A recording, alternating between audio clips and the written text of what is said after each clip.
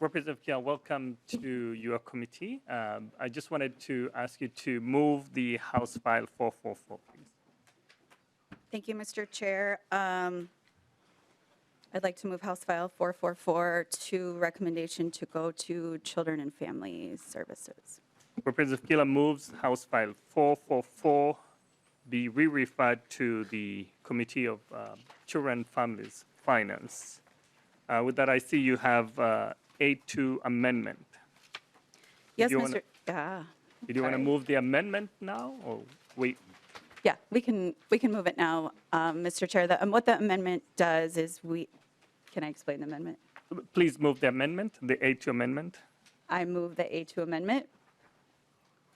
We have A2 amendment before us. Please proceed and explain what A2 amendment is doing.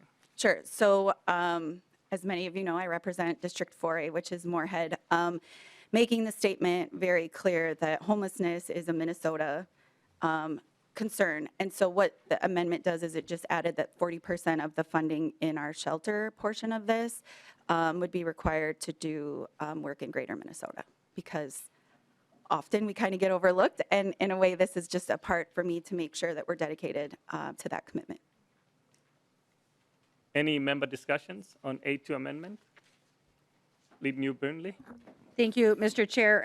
And thank you, Representative Keeler, for the amendment. Actually, this is an amendment that we had, a similar amendment. We had discussed this idea generally, and we appreciate the amendment. Thanks. With that, members, all those in favor of A2 amendment, please say aye. Aye. Aye. Opposed? See none, the amendment is adopted. With that, Representative Keeler, please proceed to your bill as amended. Thank you, Mr. Chair and members. This work that we did over the last 2 years in our Preventing Homelessness committee was extremely emotional. We're not just dealing with issues, we're dealing with human lives. And to me, the most basic foundation of all of us to succeed is to know where our next meal is going to be and to know that we have a place to call home. As we've heard over and over in many statistics, it really doesn't matter what area of life we're in. Individuals who look like me have greater hardships in this area. So for 41 years, I've lived and seen this experience not only in my own life and the people that I love and in the communities that I work in. I came into this work as an Indian education liaison. This was not the plan for me, but I'm an extreme empath. And so I sat and I listened to stories and stories and stories, not only in my communities, in our schools and our next generations, and they were crying for our help. When you don't know where your next meal is going to come from, or you don't know where you're going to sleep, there is absolutely no way you can be your most authentic, beautiful self. There is no way for you to grow and thrive in Minnesota. And I believe that the one thing we all can believe in is that we all deserve an opportunity to be our best self. So this has been extremely hard in the best ways, because I think Minnesota and the future of Minnesota deserves this. I've worked diligently to try to figure out how we bring collectively together a pathway so that everybody can have a place that we call home. What this is basically, so a quick overview for those of you who hadn't been here. Chair Gomez, and I was the vice chair, and then Lead New Brinley sat and served for the last 2 years on the Preventing Homelessness Committee. This is what I consider basically the vetted pathway of all the things that we heard in the last 2 years. It's programs that we heard about, we learned about, and that I really, truly, deeply believe in. So we've put this together and we're calling it the Pathway Home Act, because again, collectively is how we start the path to make sure every Minnesotan has a home. This is not the fix-all. This is not the one Band-Aid that is going to make this all better. What I hope this is it's a statement to all of you who are listening, to those of you who have lost somebody because of our negligence, and the opportunity to provide you a safe place to live. So with that, Mr. Chair, I'm going to walk through this bill, and I'm going to talk about things in a very high level. We have amazing testifiers here, and I'm not going to waste my time because it's actually their story that I think is worth hearing. I want to acknowledge the individuals who helped do this work, because though I'm the lead author, this is not all me. If you look around, many of you have done diligent work in your communities to be advocates, to speak up in a space where maybe there wasn't space to talk about it. I want to appreciate Sean Herring for the work that he's done, and Molly Peterson for the hours behind the scenes to put their time and energy into this, because this matters. I want to thank Lead New Brindley for her openness to have conversations around this. I do believe that we're going to disagree on a whole lot of things, but I think at the end of the day, we really want to do good and give people homes in Minnesota. So I know there's a bunch of other people that I'll probably thank at other times, but I can't go without at least acknowledging that. So as to walk through the bill, it's an investment. And one of the neatest things that we did, there's one thing about the human impact, but there is a financial impact that homelessness has on our communities. And I know that as a legislature, it is our job to be fiscally sound in what we do. And we had a presentation when we were in committee, and some of you may remember Dr. Foldis. He came to us with a lot of helpful information to talk about what is the financial impact of homelessness on taxpayers of Minnesota. And just a real brief overview, he submitted a written testimony, but I just want to highlight a little bit of that because I do think the money component matters. So the annual point in time count that we did in January, which as we discussed, is really the minimum. If any of you have worked in spaces where you do the point, it's like one day. I used to work in the schools, and like we did the very best that we could, but we all know we're missing people in this count. So keeping in mind, this is like the floor, right? So 7,917 people were in the January count. Our next count is January 25th. So if you feel like you want to help get involved with the most accurate count, that's the day that we're doing it. What Dr. Foldis did is he had a cohort of 1,451 unaccompanied youth. He took this and calculated the value of taxpayers' cost in a year. $30 million in 1 year it cost Minnesota taxpayers, which if you break that down, that was $20,000 per person in a year. So if you do the math, and I'm not great at math, but if you do the math and you do it over an amount of time for a year, that's close to $340 million that the taxpayers actually offset, keeping in mind that the places that our homeless population end up, hospitals, emergency rooms, they'll call the police on themselves so that they can go to jail to have a warm place to sleep.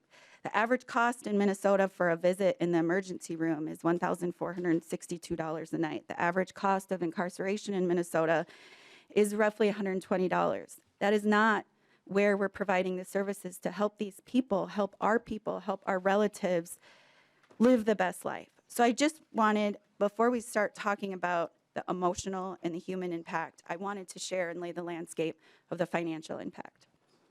So walking through this, there's different areas because, again, this is a pathway. This is the idea that this is the path that all of us can take, again, so that we have a home. We've partnered and we've taken data from different areas, and we'll start with Shelter Capital.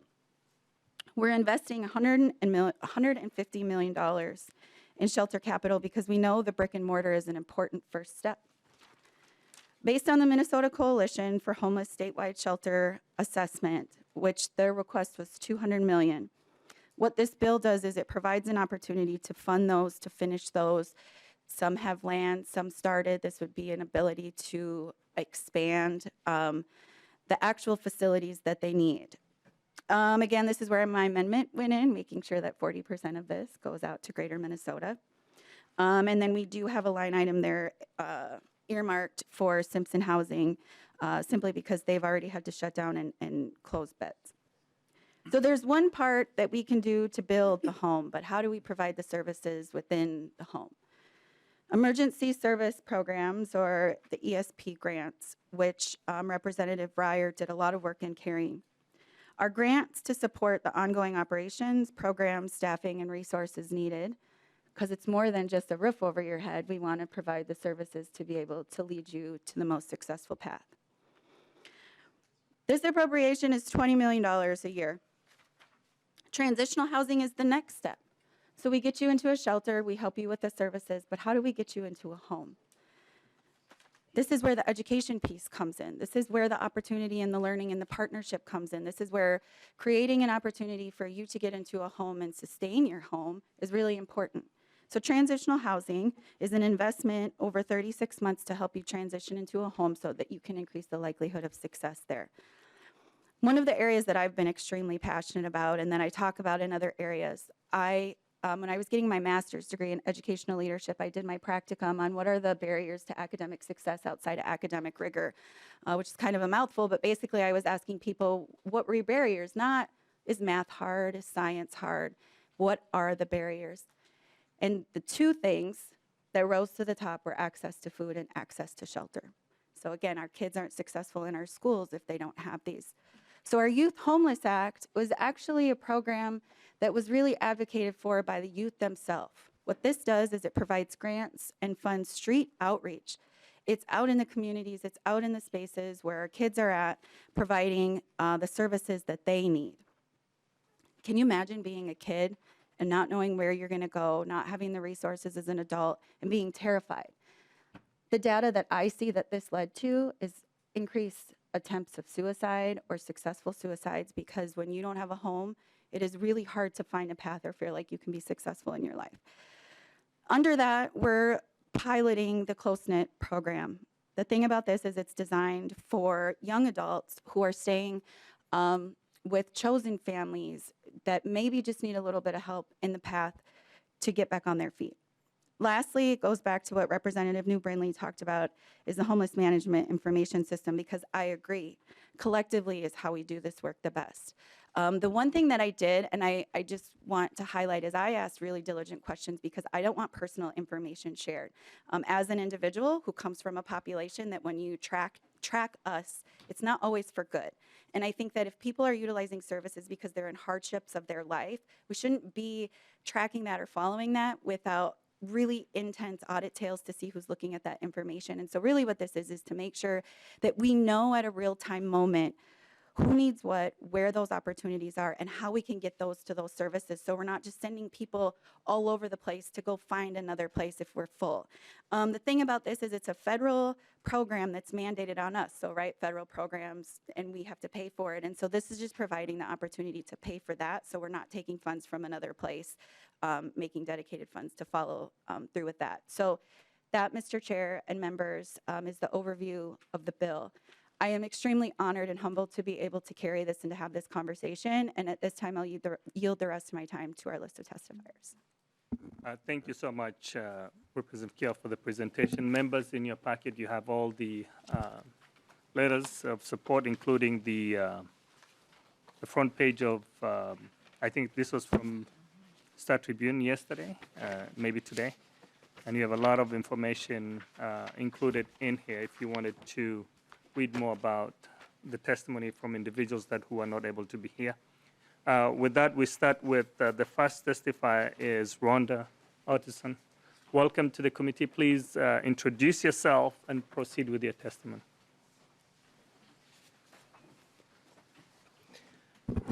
Thank you, Chair Knorr, Vice Chair Bonner, and members of the committee. I'm Rhonda Otteson with the Minnesota Coalition for the Homeless. Our mission is to generate policies, community support, and local resources for housing and services to end homelessness in Minnesota. We have about 70 member organizations across the state.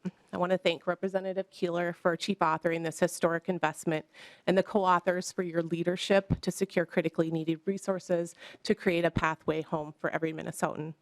At MCH, we work with advocates and leaders in every region of the state. In particular, people with lived experience of homelessness are essential leaders in identifying the challenges and solutions to address homelessness and housing instability in Minnesota. Listening sessions, ranking and selecting key priorities for our policy agenda, and playing key roles in our advocacy are just some of the ways that these leaders with deep expertise of homelessness lead and impact our work. I want to call your attention to the items that we submitted that are in your packet. First, we provided some additional statistics on some slides, and we provided one-pagers on Shelter Capital and the Emergency Services Program, as well as the 2023 Shelter Capital Needs Assessment. I want to lift up that we need both Shelter Capital and Emergency Services operating dollars to address the homelessness crisis here in Minnesota. In the Shelter Capital Needs Assessment, there are 86 projects across the state that will create or enhance the shelter experience for 3,500 people, with over half of the projects in greater Minnesota. These funds will help create shelters that are culturally responsive, serve domestic violence survivors, serve youth, provide gender affirming and accessible spaces, and more. The need is truly statewide. The state of Minnesota has never had an ongoing program to invest state dollars in shelter capital needs for shelters, and the current lack of shelter capacity, as well as the conditions in shelter, reflect this. The Minnesota Coalition for the Homeless applauds this multifaceted approach in House File 444 to make the desperately needed and long overdue investments into the programs and services that our network of partners and members know work. We know shelter saves lives and housing ends homelessness.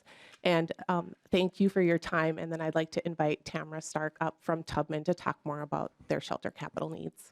Thank you so much for your testimony. And also, I'd like to ask Ms. McDowell to get close to the testify. So, Tamara Stark, please come to the testify table and introduce yourself and proceed.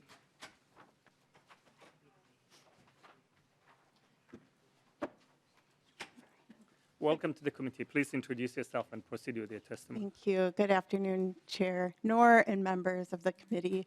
Thank you for your heartfelt opening and call to action in partnership. Chair Knorr and Representative Keeler putting your heart into this as well. It's a real deal. So we are going to do this together, end homelessness. So I'm Tamara Stark. I work as Senior Director of Housing and Youth Development at Tubman. Tubman is an anti-violence organization committed to social change through collaborations and by providing a range of comprehensive services across the Twin Cities metro region of the state. I'm deeply committed to this work, and unfortunately, I know all too well what it's like to not have a stable home as well. At Tubman, we know it's essential to have dignified, accessible, and culturally responsive services for survivors who are unhoused due to violence. And your investment allows for places like ours to ensure we are delivering high-quality shelter, transitional housing, and community services that centers the needs, strengths, and the wisdom of the people we serve.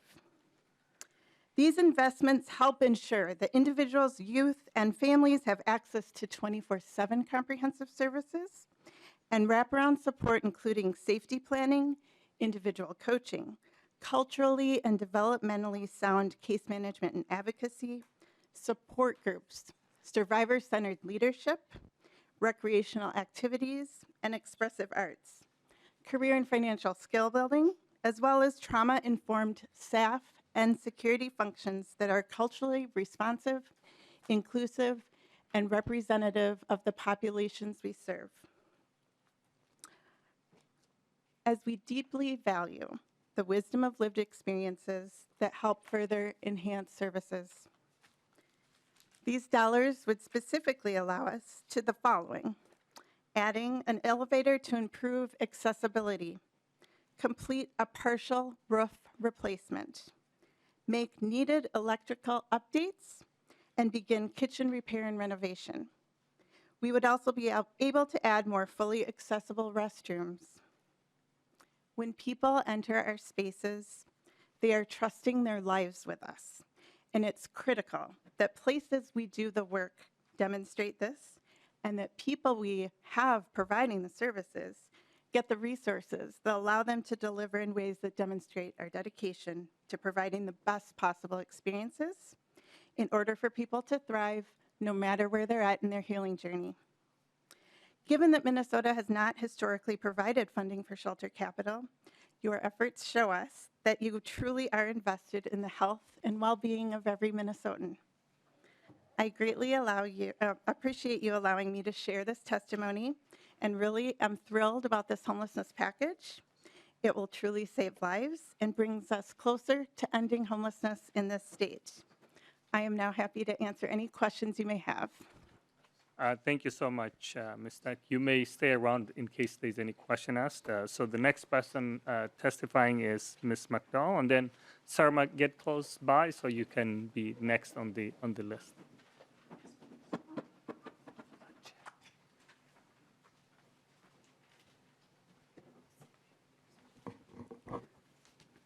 Please introduce yourself and proceed with your testimony. Thank you, Chair Noor, and members of the community for having me here today. My name is Claudette McDowell. I've been part of the Regional Expert Network for over a year, and I became homeless in 2014 due to losing my job and exhausting all my savings trying to keep my apartment. I grew up in Jamaica and came to the United States in 1999 and was shocked to learn that so many people here are homeless. People are homeless here, being that it is a rich country. Other countries don't have all these opportunities that we do here, yet homelessness doesn't exist in Jamaica. When I became homeless, it took a long time to get into shelter due to the hours that they were open and the shelters being full. Once in the shelter, it was shared with 6 other people, and it took a long time for me to get used to that. It was very uncomfortable and hard to sleep with all the noise. You needed to sign up for showers. Imagine that, showers. So you had to stick to a strict schedule for meals. You had to wake up by 6 a.m. and leave the shelter with all your belongings by 8 a.m. I didn't feel safe there, but I persisted because I didn't have anywhere else to go. If we could increase funding for emergency services, grants, and provide funding for shelter capital, we would create new shelter spaces and offer safety and privacy, preserve and improve existing shelters, and provide adequate staff support within the shelters to make it a better experience for people that need to stay there. My experience staying in a shelter was traumatic, but if people in the shelter struggling with mental health, addiction, and other disabilities were able to get the right services and support, my experience likely would have been better. I eventually get connected to Project for Pride in Living and have been housed now for the past 8 years. During that time, I got my information technology certifications through Cisco and CompTIA, and I graduated with honors. I am more motivated now, and my main focus is to get a full-time job, and joining the Regional Expert Network has been a highlight for me. I never want to be homeless again, but I want to use my experience to change the system and make things better for other people. Shelter saves lives, and housing ends homelessness, which is why I'm here today to express my support for House File 444 and to thank those of you who worked to put it together. I will be available for questions if you have any. Thank you. Thank you, Ms. McDonald. Thank you for sharing your story with us, and also congratulations on your accomplishments. So thank you. Okay, thank you. The next person is Ms. Serma. Welcome to the committee. Please introduce yourself and proceed with your testimony. Thank you. Good afternoon. My name is Rose Serma. I am the Executive Director for Oasis Central Minnesota. Since 2016, we've been providing emergency shelter and housing case management for both families and individuals in Morrison County. I'd like to sincerely thank you for the opportunity to be here to talk about the critical need for expanding shelter capital through funding shelter capital, as well as increasing funding for operations. I'd also really like to extend my appreciation to those here speaking and sharing their personal stories, and just stress, as others have said, they are the experts. Currently, our organization is the only emergency shelter provider in the county, as well as much of the surrounding area. Our agency currently provides emergency shelter in a motel setting, as well as 2 rented apartments in a duplex. Each night we provide safe shelter for someone. That is a night they are safe from violence, safe from financial exploitation, safe from sexual exploitation, safe from an environment filled with illegal drugs, and safe from becoming a victim of human trafficking. We know that shelter saves lives and housing ends homelessness. While the motel setting has provided an immediate and flexible option, there are challenges to the environment. Challenges of providing for private space, food preparation and storage, as well as cost efficiency and motel vacancy. Our rented duplex has a focus of providing shelter for families and is more efficient than the motel. However, the need for more shelter is greater than even our current resources. For example, at this time, we do not have any space that is accessible for those with mobility challenges. Neither the motel nor the duplex is handicap accessible. When we work with households that need handicap accessible shelter, we are having to find space outside of our community, which has transportation, availability challenges, as well as asking households to leave their community. We need funding that will allow us to purchase and renovate property to meet the needs of our community and make improvements for accessibility. This would allow us to increase our service capacity and better serve all those needing shelter and community.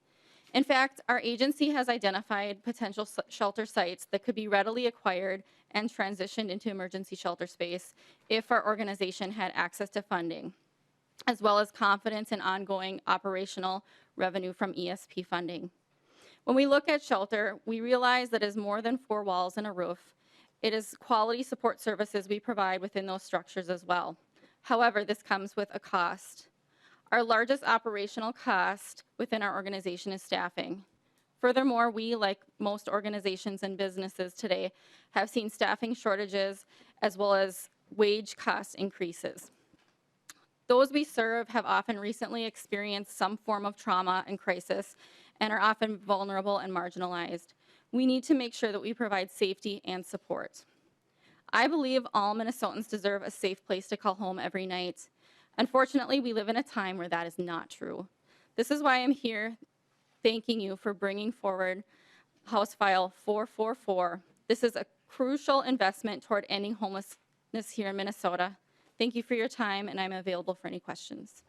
Thank you so much for your testimony. The next person is Chris. Welcome to the committee. Please introduce yourself and proceed. I just also wanted to note that we received the statement from your daughter, Swayze,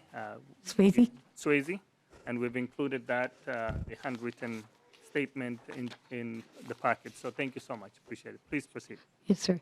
Thank you. My name is Chris Jackson. I'm from Little Falls. Fellow Community Chair Nora and community members, thank you for allowing me to speak to you all today.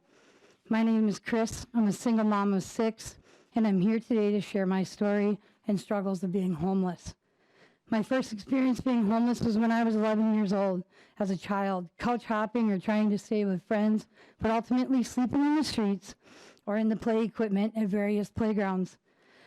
The horrible things I had to do to survive, most could never imagine.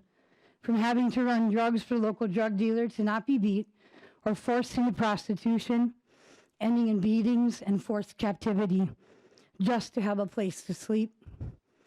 My life has always been tough. I never met my father, and a drug-addicted mother who sold me to men as a child and beat me on a daily basis was normal to me. My bedroom was an old tin shed. I was locked in unless serving a purpose for the family. And growing up in a time when mental health was not something you talked about, but hid and suffered in silence. Yes, my struggles made me a stronger person today. And yes, I survived a childhood that most cannot think of. Throughout my life, and I was set as a young adult, then 5 years ago, I found myself trying to flee a domestic violence situation with my 4 minor children. After waiting 3 weeks for a spot to open up in the women's shelter, enduring the abuse until the call came that there was an opening, there was a room. So I fled in the cover of night. I was at the shelter for 28 long days, living in constant fear for our safety, sleeping in front of our door to keep my kids safe while they slept, in constant state of fight or flight, until one night they dropped me and my 4 children off in a different county at the front door of a hotel with the promise of housing that did not exist. If Miss Wanda, the amazing person working behind the desk at that hotel, had not known Miss Rose of Oasis, I would have slept that night outdoors, unsheltered and unsafe with my 4 children. We had nothing but the clothes on our back when we were dumped in Morrison County. Knowing no one, then Oasis, Central Minnesota, and Miss Rose stepped up to save our lives. The next morning, Rose set out to find everything my children and I needed, from clothes, toys, food, and even birthday presents for my child while living in the hotel. The 32 housing applications that she collected for me and helped me to fill out and send out, even though I had a clean criminal record and rental record with 0 evictions, it proved to be extremely hard to find housing. We were in that hotel for 5.5 months. I was a homeschool mom to my children who were not allowed to attend public school before because of my abusive and narcissistic now ex-husband. Rose helped me to get my kids signed up for school, which is actually hard to do if you live in a hotel because you're not considered a resident. My abuser, my now ex-husband, was still receiving benefits for 5 months after leaving him, even though restraining orders were filed and granted, and I proved over and over we were not living with him anymore, not even in the same county. A button could not be pushed to end his benefits and start ours. I actually had a county worker say, "Well, are you sure you're not going to go back? Most people like you do, and it's a waste of my time to change the paperwork if you're going back." But after 4 years, 43 court hearings, and 8 judges, I never went back. Living in a hotel with 4 kids was in itself a challenge. Yes, we had a roof over our heads, but the safety of my children was still a worry, as I had no control over the type of people that also stayed at that hotel. Preparing and storing food in the hotel is a challenge. There's only so much you can make in a microwave, especially for children. It's so hard to prepare well-balanced meals or even just healthy meals. Having to wash dishes in the bathroom sink and trying to find a way to do laundry. It took so long to find housing as there was nothing available. Shelter is more than 4 walls and a roof. Stability is needed so badly by children and adults alike.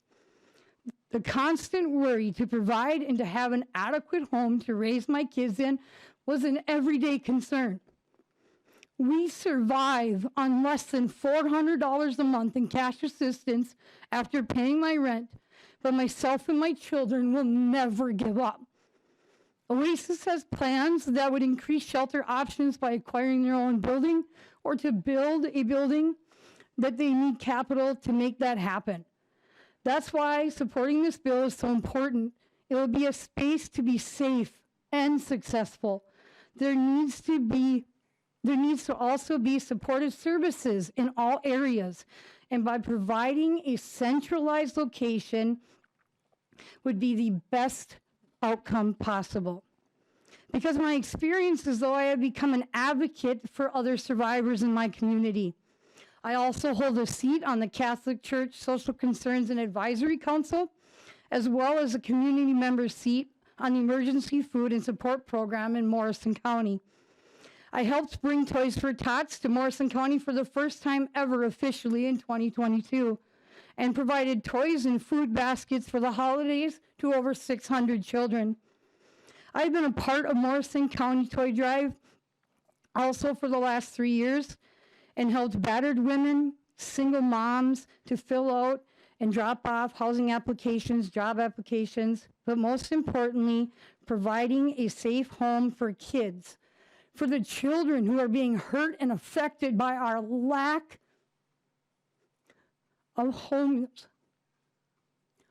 They are homeless or they are abused, and all they want is to be safe. All know Mama Kane does not judge, but I support and love them all every way I can. We struggle from day to day to survive, but we'll continue to do so to help those that need it. I've been a volunteer coach for elementary age children in after school and summer sports for 22 years now, and still am to this day. But most importantly, I help those in my community who are going through tough times, as I am a survivor of domestic violence and I am a survivor of homelessness. So I relate and understand on a level that many cannot. Having stable housing has allowed both myself and my children the opportunity to thrive. My children all receive great grades in school. They all play sports, as well as my oldest is in speech and student council. I require all of my children who live in my home at the time to do 10 hours a month of community service so that they may understand the world is greater than just themselves. Please pass Bill HF 444 so many like me who need help can get it and start to heal and move forward in life. Thank you again, and I'm available if you have any questions. Thank you, Chris, for the courage and sharing your experience and your story. We're touched by what you have shared with us. We'll continue to fight to address the homelessness and all the other issues that you touched. So thank you so much. Stay by just in case there's any question. Yes, sir. Thank you, sir. The next person is Beth, followed by Oasis Shaman. Please get close by.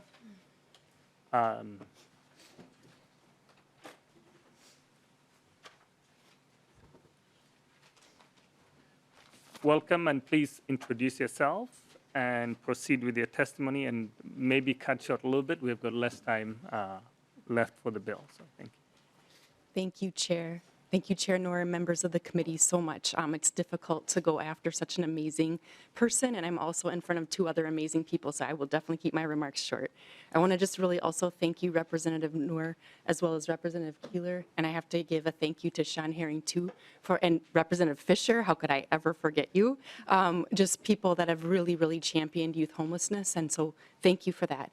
My name is Beth Holger. I'm the CEO of The Link. The Link is a youth and adult-led nonprofit. We're based in North Minneapolis, but we provide a continuum of services for youth that are experiencing homelessness, sex trafficking, or are aging out of foster care or involved in the juvenile justice system. Everything from street outreach to 9 housing programs, 3 shelters, and a lot of different supportive services. I'm also the policy co-chair of the Youth Services Network, which is a statewide youth service frontline provider organization. So I'm here on behalf of many peer organizations that do this work. It's definitely not the Link alone. I'm here to say that on any given night in our state, there's 4,872 unaccompanied youth experiencing homelessness. We have 312 shelter beds, so you can do the math and figure out we have a big gap. We see youth that are getting kicked out of their homes. They're living out of cars. They're riding the bus all night. We've worked with youth that are living out of a car in the Walmart parking lot in Apple Valley, Minnesota and Dakota County. We've also worked with LGBTQ young people that are literally so abused in their home that they leave it because of their sexual orientation or gender identity. I could sit here and tell you a lot of different stories, but I think there's other people that will tell you much more compelling ones than I have. What we're seeing is really increased mental health needs, some more severe acts of domestic violence. Our youth are being impacted by gun violence. So I sit here today, and I've been praying all day for 2 young people at the Link. One's in the hospital on a ventilator because she tried to commit suicide. She's newer to us, 18 years old, has experienced both homelessness and sex trafficking. Another one that's in the hospital right now was in the wrong place at a wrong time and happened to get shot, and so he has a bullet lodged in his stomach. So these are the kinds of things that we're working with, not just during the day. We're open 24/7, 365, as are my peers. No blizzards, pandemics, civil unrest stops us. We also are seeing a lot of pregnant and parenting youth. So not only they are, and as a parent, I cannot imagine, being 16 or 17 experiencing homelessness with your children. I have so much respect for all of you. And we're seeing tons and tons of oppression and discrimination. We see disproportionate rates of Black and Native youth and youth that identify along the LGBTQ spectrum that are experiencing homelessness. So that is a very, very hard thing to think about, because it is hard and it's a crisis in our state that we need to address. But there is so much hope. And we have an opportunity here in Minnesota to truly reduce and end youth homelessness. And the way to do it is through the Homeless Youth Act. So we know the numbers of youth. This is not, rocket science. We know the numbers of youth that are experiencing homelessness every night. We know how many shelter and housing units we have and what that gap is. We know the average costs. So we know it's going to take our state $1 billion, just $1 billion, that's not a lot, over 2 years or $500 million a year to completely serve all the young people that need help. But what we're asking for is an incremental increase towards that. And this House file that Representative Keeler is authoring does just that. It gives an opportunity to us to get to reducing and ending youth homelessness in our state. So what we do know is the Homeless Youth Act works. The last time we saw a significant increase in the Homeless Youth Act of $3 million, guess what? During the same time period, we saw a decrease of 1,100 youth per night. So that number that I just gave you of 4,872 used to be 6,000, but it's lowered at the same time as the increased appropriations for the Homeless Youth Act. The other reason why we know it works is data. So I know some of you like data. So just to let you know, 80% of young people that were served by a Homeless Youth Act housing program and that were able to, be surveyed, they answered that yes, they were still stably housed after 2 years, and 85% were out after 6 months. So that's incredible. And okay, and I'll just end it with this: we have a chance in our state to reduce and end youth homelessness. I'm so appreciative, and I hope that you can support this because it is a solvable problem. Thank you so much, Representative Keeler. Thank you so much for your testimony. To the rest of the testifiers, please keep it less than a minute so that we can vote on this bill by the next 5 minutes. So the next person is Oasis Chairman. Please welcome to the committee. Introduce yourself and proceed. Please keep it to a minute if you can. Thank you, Chairman Noir and our community. I truly appreciate you guys for having me. My name is Oasis Sherman, and I am 23 years old with 2 beautiful baby girls. I have been in Minnesota for about 6 years now. I actually originally came here from Albany, Georgia. Before moving here, I was in the Dougherty County foster system. I have dealt with many trials and tribulations, but luckily for me, there was a light at the end of the tunnel. Or at least so I thought. A new journey began here when I moved with my dad at 16 years old. Everything seemed like it was just out of a fairy tale. But that was short-lived because no matter where you move, you're always going to be faced with difficulties and unfortunate things. My dad and I bumped heads a lot, of course, because to be honest, we were complete strangers. I hadn't known of my dad until the day I met him at 15 years old. Because of this, we got into a really bad argument at one point in time, and I ended up homeless for a year after being kicked out. As you all hear this, I know many of you probably have sorrow in your hearts, but you should not. The difference between being in Albany, Georgia, and being here is I actually had a very lovely program called Oasis for Youth. Because of that, I was able to move into a very lovely home and start a promising career. I also finished high school, even though that I got pregnant at 17 years old. With that, it was very difficult starting everything because you go into adulthood with a child and you have no idea what to do. But with their help, I was able to find family, friends, and really understand that there is help out there.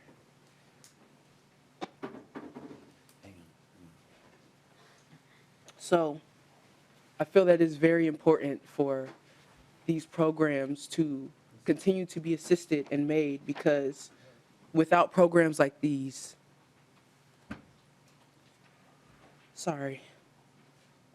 without programs like these, communities will not have continuous help. Programs like these help people like us to be able to deal with the things and all the unfortunate,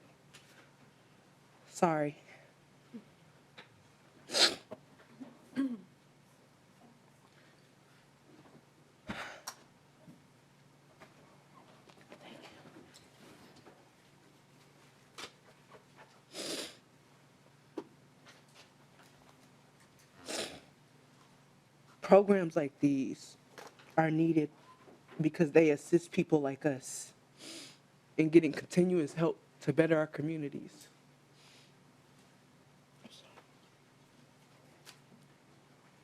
Thank you so much. Thank you so much for your testimony. We hear you, we see you, we value you. We'll continue to advocate for all Minnesotans. So thank you so much. Next person is Arby, and we will have Ms. Pritchard and also Jack Schwartz. If you can get close by, and please make it brief so we can get to the voting of the bill. Thank you, Chair and members. My name is Kavante Irby. I'm a currently new employee of the Link. My homeless journey started 2 years ago. I came home one night from work and I couldn't find a wall. I couldn't find a wall piece to plug my phone in, so I decided to use my game. I heard my father coming up the stairs. He proceeded to punch my brother in the head as she was asking him why he let me plug my game into the wall. Then I proceeded to feel a boot to the side of my head. That same night I left and went all the way back to work. I worked in Bloomington and lived on the north side of Minneapolis at the time, so you can imagine the journey in the middle of December. I stayed there through the night until my next shift in the morning, and from then on I couch hopped and I lived with different people from then on. I've tried multiple shelters. I didn't find stability until I joined the Link. They were the first people to respond to my housing referral. And ever since I've been in this program, I've gotten better opportunities, like speaking in front of you guys to let you guys hear our voice. I'm a part of the youth housing committee for the Link as well, to be a voice for the youth. I slept in my car in -7-degree weather. At the time, I blew my heater out. I blew the fan to my heater in my car out, so inside of my car just froze sometimes. But that still wasn't enough to make me go to the hospital until I almost lost one of my feet. I'm trying to keep this as brief as possible. I'm sorry. I just really want you guys to be able to help us, because I'm just tired of going to work and seeing people that's my age or younger on the street because they don't feel because they're unsafe to go home, or they don't have anywhere else to turn. I'm trying to make this, like, in my own words, as quick as I can. The Link has provided me with a great opportunity. They've offered me a position from youth tenant to youth employee, so I will be working with them and the youth from now on to try and make sure that no one else has to go through what I go through, so they don't have to sleep in their car with their windows freezing on them and they have to worry about where they're going to sleep or where they're going to eat. Because most people my age, I'm going to say, we have very bad sleep schedules, especially after homelessness, because when you're homeless, you're always wondering if they're going to put you out after they offered you help, or if you can even go to sleep, because you don't know how you're going to pay for this hotel room the next morning. You can't sleep comfortably or sleep soundly because you don't know how you're going to get to where you need to be the next day. I know my time is up, so I just wanted to thank you guys for listening and letting me be a part of this hearing. I greatly appreciate it. Thank you so much for your testimony. Appreciate that. And Brenda Pritchard and also Jack Schwartz, please get close by, and then we will be moving on to member discussion before we vote. Hi there. My name is Jack. I know I don't have a lot of time, so I'm going to try to keep this sweet and short. I'm 19 years old, and I'm a second year at Augsburg University. I kind of grew up without both parents at a lot of times and found myself in need of a home more times than not. So often I was asking friends to couch hop. And so that's when I landed on my friend Kennedy's couch. She was my best friend at the time in 10th grade. 2 days before my 16th birthday, my mom said she could no longer support me and that I had to find somewhere else to be. So Kennedy's family took me in. Because of that, I was allowed to get great grades and move on to a great college. And due to chosen family funding and help from places such as Close Knit and Hope for Youth, they were able to support me through the rest of my high school journey and get me where I needed to be and develop and really allow me to truly be myself. I used both bathrooms, so that was a big thing in high school too. So having that kind of support around me with people who aren't even related to me was a big thing. So I'm a very strong supporter of Bill HF 444. I hope you guys pass this so that teenagers like me are able to get the resources that they need to do what I'm doing. Thank you guys. Thank you so much. Thank you for sharing your story and your testimony. The final but not the least person on the testifier is Jack Schwartz. Do we have?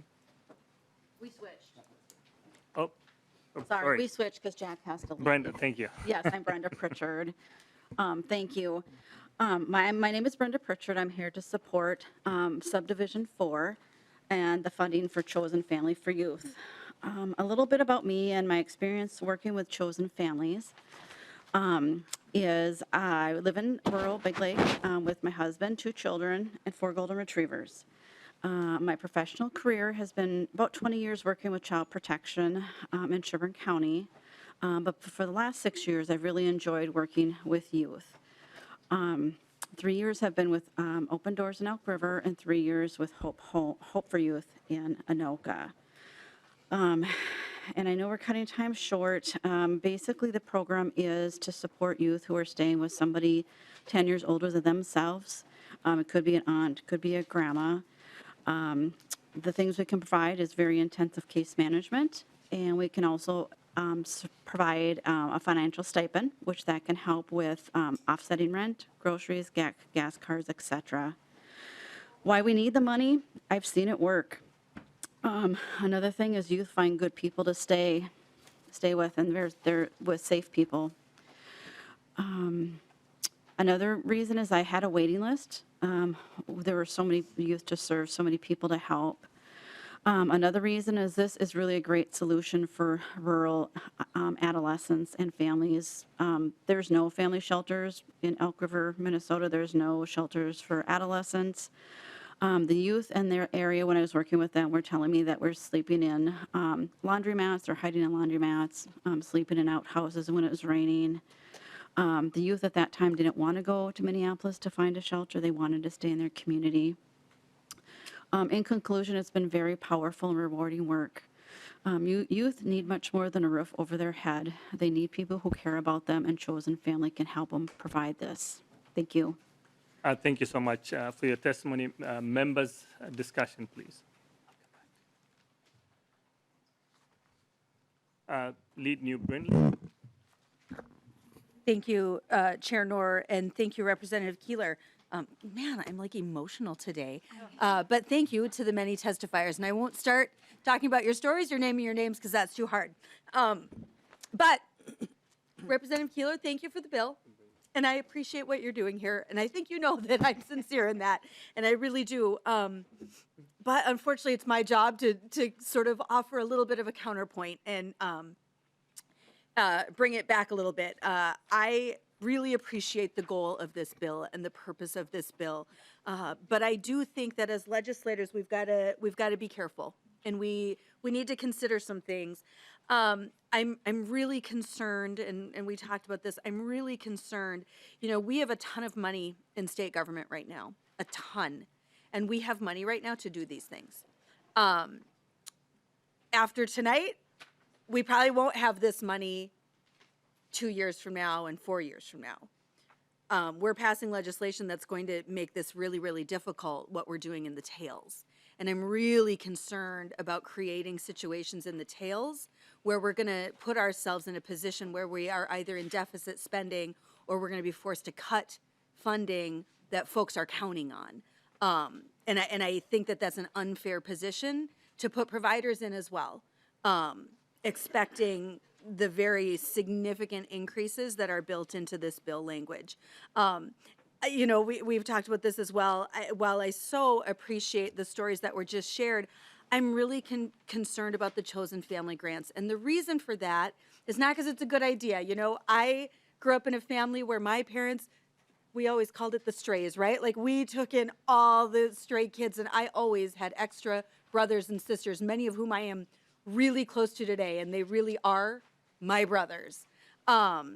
but I'm always very concerned about inserting the government into personal relationships that are really important in our society, but I'm really concerned about inserting the government into that. I would say with the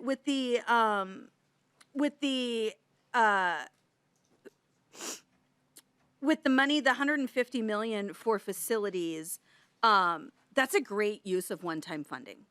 And we've got that available right now. I think that's a great use of one-time funds. I am really concerned, and I guess my one question would be, there is still a blank number in how much of this can be used by the department to administer those grants. Typically, the number we see in state government is 5 to 10%. Do you know what you are considering filling in for that amount? Mr. Barek, I think we're still waiting for the fiscal note to come by, so we will begin. Go ahead, please. Thank you, Mr. Chair. For the record, Matt Burdick with the Department of Human Services. And Mr. Chair, Representative Brindley, you stole my thunder. We are completing a fiscal note, and that's where we will fill in the administrative needs that the department has. Lead New Brindley. Thank you, Mr. Chair, and thank you, Mr. Burdick. I will just go on the record as saying, if we do our typical, 5 to 10%, that's $7.5 to $15 million of a $150 million appropriation. So I hope that Representative Keeler, as you move forward with this, that you are very cautious about that. I mean, we just learned the other day that the department, we've allocated funds for 388 employees, and only 41 of those have been filled. So there is funding there. So I'd be really concerned about doing another 15 million for that. So I would just ask that you keep that in mind. And then the last thing, I'm always concerned. The language in the bill allows for 100% of a project capital expenditures to be covered by the grant program. We just want organizations to have some skin in the game. If nothing else, it shows that they have the capability to be successful once they've gotten through this phase. So thank you for what you're doing. I just think there are some concerns about how it's structured. Thank you so much. Chair Fisher, briefly. Thank you, Chair Knorr. I would push back very strongly on Representative Brindley. What you mentioned is, and thank Representative Keeler for bringing this bill forward. We've heard discussions in this committee elsewhere. How about we don't have any concerns about ongoing funding when we're talking about the elderly or disabled, but when we talk about homeless, the most vulnerable people in our society, all of a sudden we may not have the funds there. I think it's time that we take a look. We need to make the commitment here, as we would for anybody else in our state, regardless if they're disabled, poor, colored, whatever. We have to make that same opportunity here. And that is one of the reasons that I'm glad we're seeing this bill come out soon and early, to make sure that the people are receiving the money who greatly benefit from it. And we're making sure we're addressing all needs and not leaving some behind, like I feel I hear our Republican colleagues suggesting. Mr. Chair, I feel that is a little uncalled for and disrespectful. Representative Franson, I think there was one person who was testifying. Chair Fisher was making his statement. So if you wanted to address him, we can, discuss that. But at least by now, I think we are almost done with time on this bill. Representative Keeler, if you wanted to renew a motion for House File 444. Thank you, Mr. Chair. I renew my motion for House File 444 as amended to be voted on and passed over to children and families.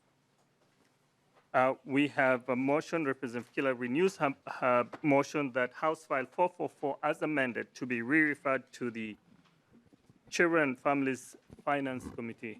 All those in favor, please say aye. Aye. Aye. Opposed? No. The motion prevails. Mr. Chair, can I just ask a question about it? Go ahead. I just have a clarifying question. This bill is going to children and families now. I'm wondering, what is the committee of jurisdiction over this money? Will it be coming back here when it has a fiscal note, or is children families, is that the committee of jurisdiction? We're in the middle of the voting process. Let me finish that, and then I'll come back to you. The motion prevails. House File 444 as amended is now referred to children and families. To your question, Lead Brindley, I think this bill, our objective is to get this thing done. I think we've been waiting for a long time. As soon as we can get the fiscal note, my goal is to get this bill to the floor so we can vote on, because the folks who have been here, they can't wait for us until the end of session. So my objective, I think, is to get this bill out of, on the floor as soon as possible so we can get that. So we won't be seeing the fiscal note in this committee, but we are the committee of jurisdiction? At this moment, yes.